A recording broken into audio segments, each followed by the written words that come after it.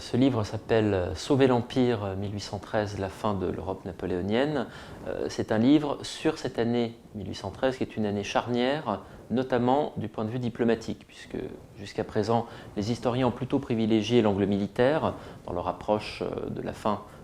de l'épopée napoléonienne. Moi, je préfère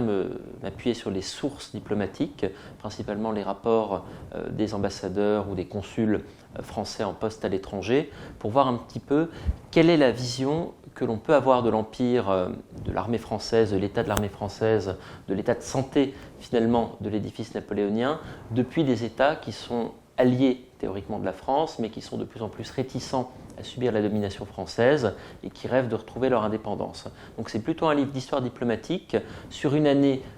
qui a été une année rythmée par plusieurs batailles majeures où Napoléon essaye de garder le contrôle de l'Europe, principalement le contrôle de l'Allemagne, puisqu'il a été sévèrement battu, comme on le sait, en 1812 pendant la retraite de Russie. Il a perdu une grande partie de son armée et petit à petit, il va lâcher du terrain, il va avoir de plus en plus d'alliés qui l'abandonnent, qui lui tournent le dos, qui retournent leurs armées contre lui, et petit à petit, Napoléon va perdre son empire. Et c'est un petit peu l'objet de ce livre que de voir comment l'empire se réduit comme une peau de chagrin, et comment Napoléon va réagir, va tenter de préserver ses conquêtes, et comment les diplomates en poste dans des pays qui sont en train de se retourner contre la France essayent d'avertir Napoléon qu'il y a des trahisons qui se trament, qu'il y a des armées qui vont bientôt se lever contre lui, et comment Napoléon, en définitive, refuse de les écouter, refuse d'admettre qu'il est en position de faiblesse, et finalement, cette année 1813 va être un échec, non seulement sur le plan militaire, mais aussi sur le plan diplomatique, puisque Napoléon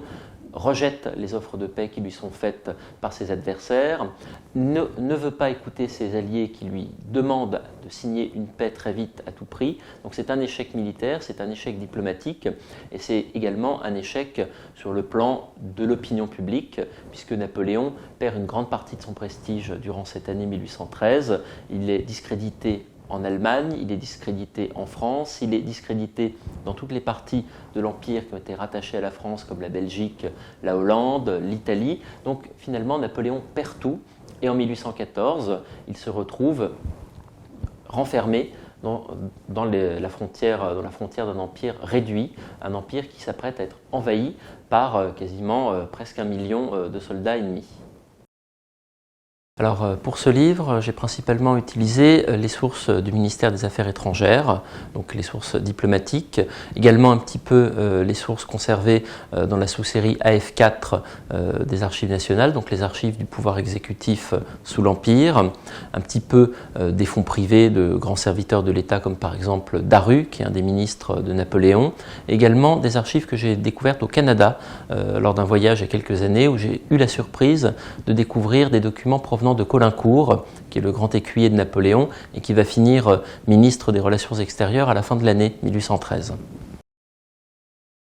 Alors, c'est un livre qui, comme je l'ai dit, privilégie l'angle diplomatique plutôt que l'angle militaire. C'est un aspect de l'histoire napoléonienne qui a été assez peu étudié au cours du XXe et du début du XXIe siècle. On n'a pas eu de grande histoire diplomatique de l'Empire depuis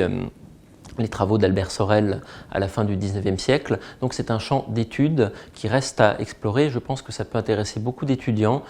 qu'ils soient en quête de sujets de master ou de thèse. Il y a là des sources qui ont été très peu étudiées. Je crois surtout que cette diplomatie de terrain que j'ai essayé de traiter dans ce livre, c'est-à-dire le ressenti des ambassadeurs en poste dans les capitales à l'étranger, la façon dont ils correspondent avec le ministre à Paris, la façon dont ils échangent entre eux, les réseaux d'espionnage qu'ils peuvent essayer de monter sur le plan local pour tenir l'empereur au courant de ce qui se passe, notamment en Allemagne. Tout ça, c'est quelque chose de très riche et je pense qu'il y a vraiment beaucoup de recherches qui peuvent être entreprises à partir de ces sources.